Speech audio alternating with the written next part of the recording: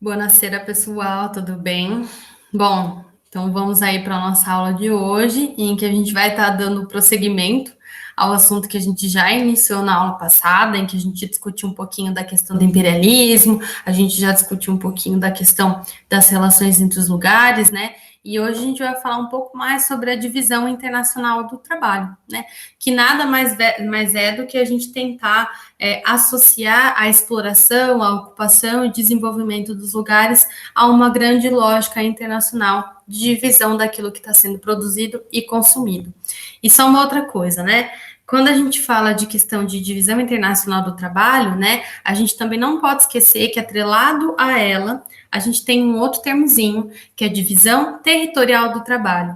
Muitas vezes a gente vai estar só aí analisando a escala global desse processo de interligação, mas a gente não pode esquecer que para esse processo de internacionalização funcionar, ele também precisa estar organizado localmente, né?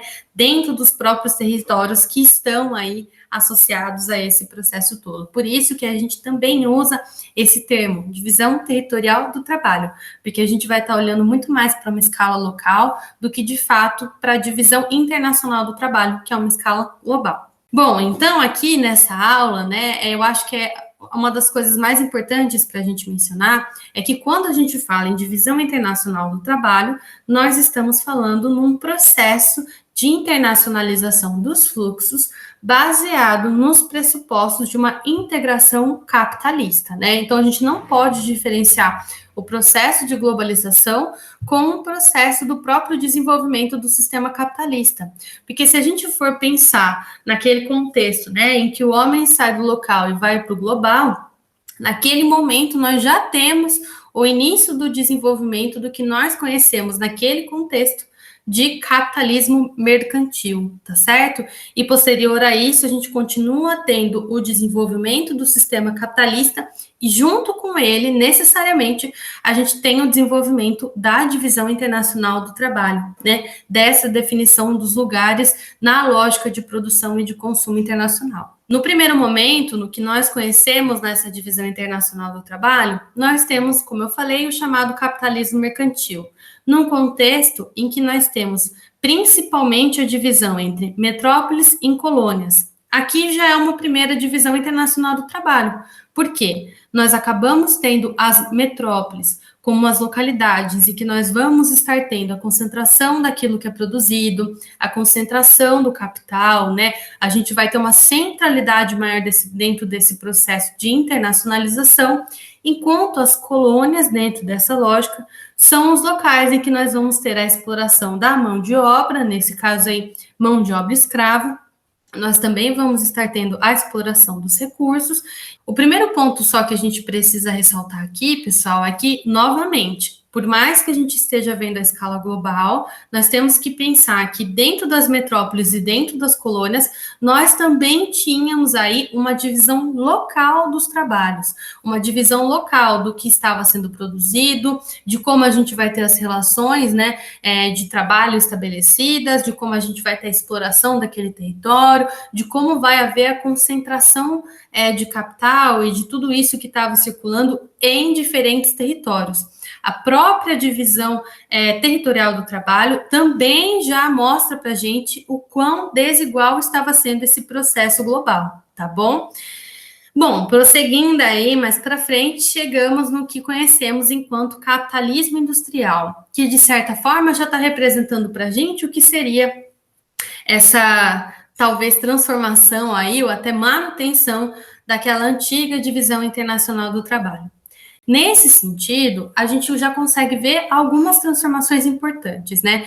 Por mais que a gente ainda mantenha aquele sentido, né, de centralidade da acumulação, principalmente nas metrópoles, nos países desenvolvidos, e de exploração vinculado aos países subdesenvolvidos e às colônias, nós já temos algumas transformações internas exatamente porque nós já estamos passando por esse processo de industrialização que pressupõe que a gente precisa ter produção e consumo em massa.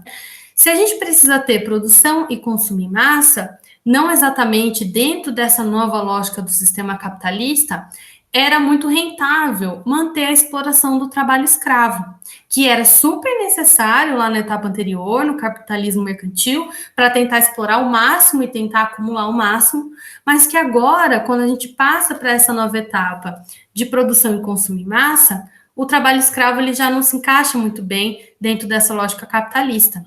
Inclusive, é dentro desse contexto de capitalismo industrial que a gente vai ter aí uma série de processos de abolição de escravidão e também de independência de alguns países. Não quero dizer para vocês que esses processos não foram lutas muito constantes e históricas que as próprias populações locais, as populações escravas, estavam realizando, porque essas lutas de fato foram muito importantes para pressionar esses processos para que eles pudessem acontecer. Tá certo? Mas a gente também não pode esquecer que, junto a isso, nós também tínhamos um interesse internacional para que essas pessoas, de alguma forma, elas estivessem passando por esse processo de abolição da escravidão e elas estivessem aí dispostas a poderem ser trabalhadores assalariados, né? E também acabam constituindo a marginalidade desse processo, porque a gente sabe que esses trabalhadores vão continuar sofrendo com a segregação socioespacial dentro dos seus próprios territórios, né? Bom, e aí a gente segue mais um pouquinho dentro do nosso período histórico e nós chegamos a uma outra etapa, que é o chamado capitalismo financeiro. E vejam só, a gente até pode definir esse capitalismo financeiro a uma etapa da globalização que se chama a etapa do meio técnico científico informacional, que é um geógrafo brasileiro que dá esse nome, inclusive, que é o Milton Santos, né? Que é principalmente a interligação dos fluxos globais vinculados aí ao avanço da tecnologia, ao avanço da informação, ao avanço da ciência, principalmente a partir da década de 1970, né? Se a gente for parar para pensar, inclusive, antes disso, nós tínhamos um capitalismo essencialmente industrial, e inclusive a gente tinha lá a questão do Fordismo, né, que era a questão da produção em larga escala, né, e a partir dos anos 70 a gente já não consegue mais seguir esse modelo de produção e acaba passando por um processo de flexibilização produtiva, né, em que a gente vai ter uma dispersão muito maior dos locais de produção de determinados produtos, né, em que a gente vai ter uma especialização muito grande também acontecendo com relação ao trabalho. A partir dos anos 90, outra coisa que surge muito forte é a própria questão do neoliberalismo, em que a gente vai ter um modelo econômico muito mais vinculado a privatizações, a terceirizações, né? E, consequentemente, também a uma grande precarização do trabalhador. A gente vai ter uma série de transformações locais e que acabam impactando também as transformações da divisão internacional do trabalho. Porque por mais que a gente ainda mantenha aí alguns parâmetros do que nós tínhamos historicamente sendo construído, a gente consegue ver algumas localidades que acabam centralizando alguns circuitos produtivos, exatamente porque são localidades que vão apresentar vantagens comparativas para os grandes monopólios que estão querendo produzir em larga escala. Então, por exemplo, se a gente for parar para pensar na produção do que nós temos hoje da Nike, né, as grandes centralidades, né, de tomadas de decisão da Nike não estão nos países subdesenvolvidos, estão nos países desenvolvidos. Ao mesmo tempo, se a gente for parar para pensar nas fábricas que exigem uma mão de obra com baixa qualificação e muitas vezes também vão ser localidades que vão ter fragilidade de leis trabalhistas e ambientais, a gente consegue ver que a concentração dessas fábricas está majoritariamente nos países subdesenvolvidos, principalmente nesse caso aí, em países do Sudeste Asiático, né? Então, aqui a gente já consegue ver como a gente vai ter essa flexibilização produtiva muito atrelada a essas vantagens dentro do mercado dessa interligação e internacionalização capitalista, né? Bom, acho que para ir já finalizando um pouco a aula, né, eu acho que é importante a gente pensar também que alguns pontos, muitas vezes a gente até esquece, né, dentro dessa interligação internacional. O primeiro deles é que quando a gente pensa na questão do comércio global hoje, a maior parte dos fluxos, pessoal, é realizado através do comércio marítimo, né? E aí, se vocês forem dar uma procurada aí, dá um Google, provavelmente vocês podem encontrar alguns mapas que demonstrem para vocês o como esse comércio é muito diversificado e muitas das problemáticas que também acabam sendo relacionadas a isso, né? Pensando na questão ambiental, pensando na própria questão das legislações e pensando também, muitas vezes, em até alguns conflitos que podem vir a acontecer ou até algumas decisões geopolíticas que foram tomadas por alguns países por conta das suas regiões litorâneas, por conta dessa necessidade de ter essa saída para o mar, para ter a construção dos portos e para tentar ampliar e intensificar cada vez mais a questão do comércio internacional e também a questão da própria autonomia, da própria presença desse país perante essa grande divisão internacional do trabalho, né? Mas, para além disso, eu acho que é muito importante a gente reforçar o seguinte. Eu falei aqui rapidamente com vocês sobre esse processo de evolução histórica do que nós temos de divisão internacional do trabalho, né? Só que essa divisão internacional do trabalho, pessoal, ela também mostra para a gente hoje, né, uma grande divisão regional do que nós temos para encarar essas relações entre o que seria o mundo desenvolvido e o mundo subdesenvolvido, né? Muitas vezes, quando a gente vai olhar esse processo de integração, esse processo de globalização, a gente acaba caindo num discurso bastante ingênuo de dizer que países subdesenvolvidos acabam sendo, de certa forma, uma etapa para se chegar ao desenvolvimento. Como se o desenvolvimento fosse realmente aí o auge da integração de determinado país, o que todo país que almeja ser, de fato, é ser um país desenvolvido, né? E, ao mesmo tempo, que o país subdesenvolvido é como se ele tivesse um passo atrás, uma etapa atrás dentro desse processo de integração. Se a gente olha desse jeito, a gente está sendo muito ingênuo. Porque se a gente for parar para pensar na questão histórica desse desenvolvimento, dessa integração internacional, o que nós temos? Uma permanência constante dos processos de exploração no que hoje nós chamamos de países subdesenvolvidos. Exploração dos recursos, exploração da mão de obra, exploração também da própria matéria-prima produtiva, enfim. Nós temos uma série de questões que acabam fragilizando o que nós temos hoje enquanto economia, política, a situação social desses países. Então, se a gente for parar para pensar, o subdesenvolvimento, ele não é uma etapa para se chegar no desenvolvimento. Na realidade, a existência de países subdesenvolvidos hoje mostra para a gente o quão desigual foi esse processo e o quão desigual ele continua sendo. Então, o subdesenvolvimento e o desenvolvimento materializam para a gente a desigualdade da integração desse mundo global capitalista, que pressupõe a desigualdade. Pressupõe a desigualdade global, pressupõe a desigualdade entre as localidades e pressupõe também a desigualdade entre os sujeitos. Eu vou colocar aqui para vocês um mapa, né, que acho que às vezes a gente fica até com uma certa dúvida, né? Quando a gente fala de países desenvolvidos, países ricos, dá a entender para a gente que esses países são super legais, que todo mundo vai ter o mesmo acesso à renda, o mesmo acesso à tecnologia, à produção, etc. Mas existe um índice, pessoal, que é o índice Gini, que mostra para a gente o índice de desigualdade de renda de determinados países. Tudo bem a gente ter uma renda muito grande sendo produzida ali, mas será que essa renda está sendo distribuída igualmente para todo mundo? O índice Gini mostra para a gente que não.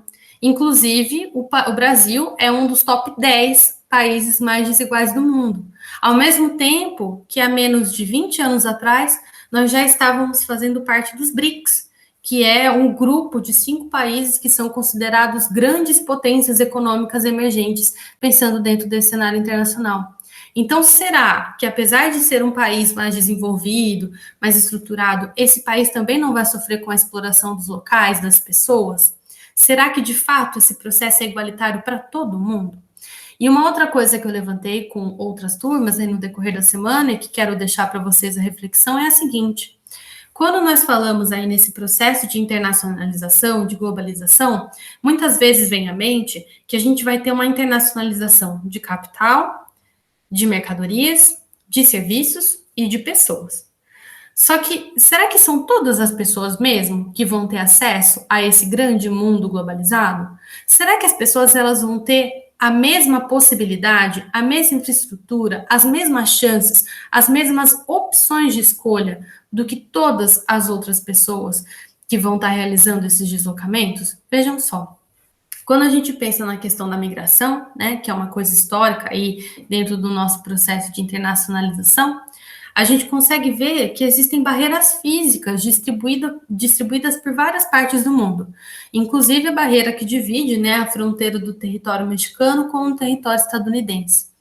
Se a gente de fato tivesse um projeto de globalização que fizesse com que todas as pessoas fossem colocadas enquanto cidadãos globais, cidadãos internacionais, haveria necessidade de poder construir uma barreira física que impede o deslocamento de uma população de determinado local para outro? Se vocês forem dar uma procurada aí também, vocês vão observar que uma boa parte dos conflitos que nós temos hoje, né, pensando aí em conflitos armamentistas, em conflitos por território, né, que a gente vira e mexe vai estar vendo algumas notícias na televisão sobre isso, vocês vão notar que a maior parte desses conflitos, assim, não ocasionalmente, está no mundo subdesenvolvido. Por que será que a gente vai ter tantos conflitos acontecendo nessas regiões? Por que será que essas regiões, até hoje, elas são palco de interferência internacional? Por que muitos desses conflitos, muitas vezes, não são resolvidos e a gente acaba passando um pano para tudo que está acontecendo? Por que a maior parte dos refugiados vai estar vindo do que nós chamamos de mundo subdesenvolvido e buscando algum tipo de asilo político no mundo desenvolvido? Então, são questões, quando a gente pensa na divisão internacional do trabalho, a gente tem que pensar em todas essas questões da própria dispersão, das próprias movimentações, dos próprios acontecimentos, conflitos, né, de tudo que vai estar inerente a essa organização global. Que, como eu falei para vocês, a gente tem que encarar como uma organização global extremamente desigual.